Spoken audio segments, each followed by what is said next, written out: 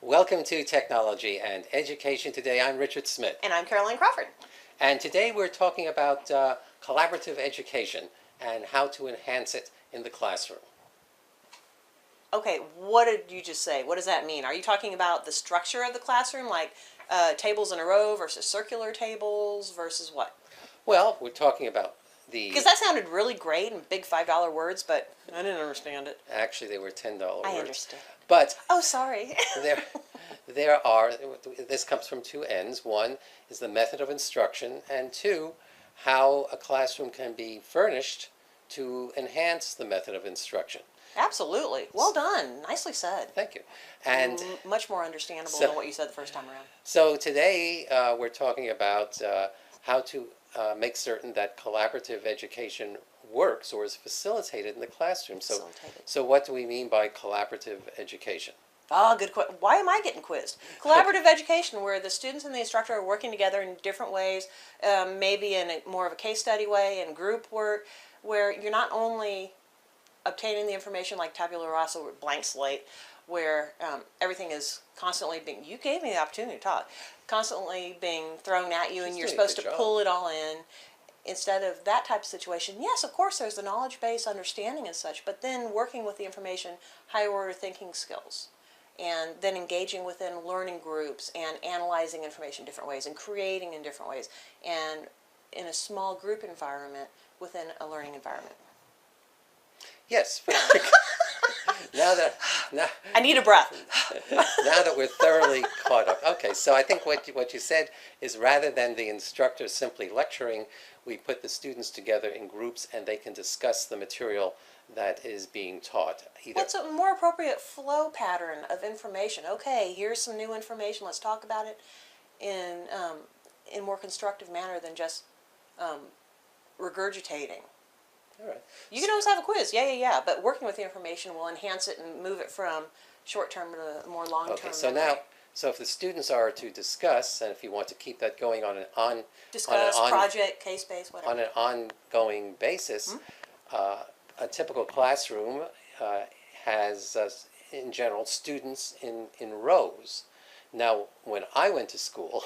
I hate walking into those classrooms. When I went to school, when I was in high school, the desks were literally nailed to the floor in rows. And in a lot of places they still are. There's nothing you can do about it. But now you can move the desks if you want to have students collaborate and work together. Sometimes. For example, in computer labs, how often do you walk in and you have these straight rows?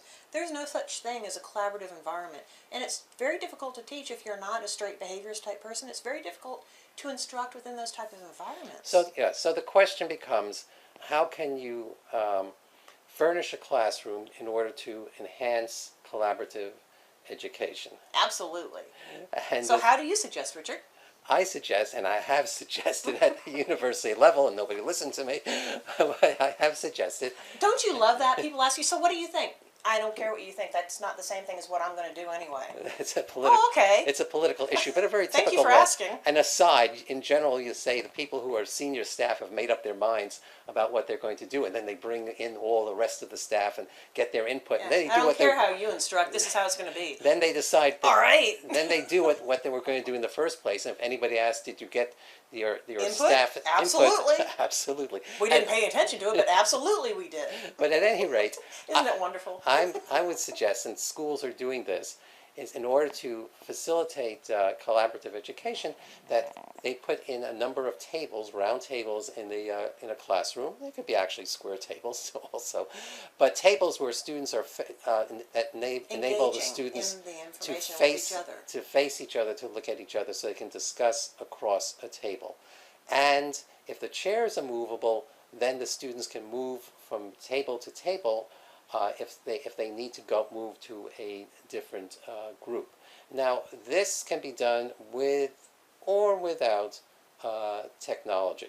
Absolutely. The effect is it's about the instruction. It's not about the technology. On the other hand, if everything is hardwired in instead of today where so many things are tablets, that could be an issue.